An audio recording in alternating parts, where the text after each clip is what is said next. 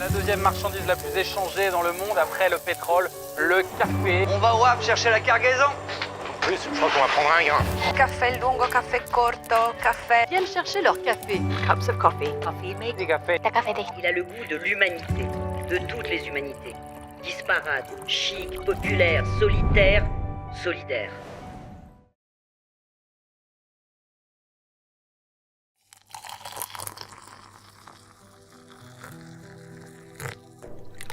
En fait, le café pour moi c'est un symbole de partage, de rassemblement.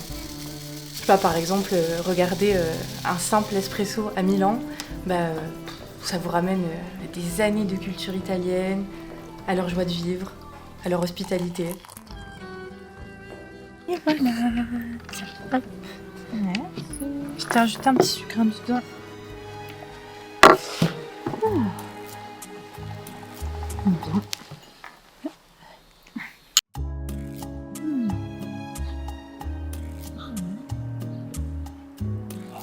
Il est hyper doux le café aujourd'hui.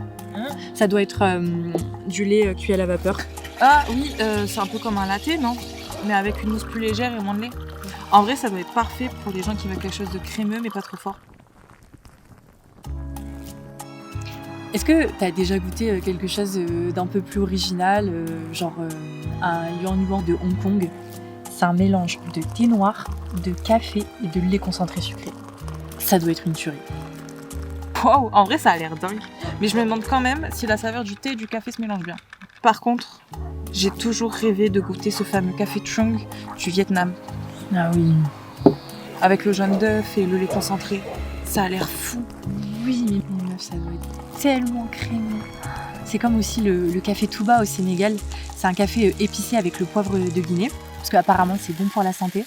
Je pense que ça doit être un des cafés les plus uniques qu'on puisse trouver.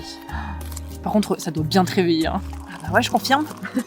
Poivre de Guinée quand même, dans du café. C'est audacieux.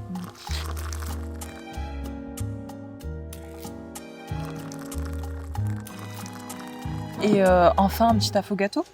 Un expresso avec de la glace à la vanille. Génial pour les après-midi douillets. Tour du monde des cafés. À découvrir des saveurs.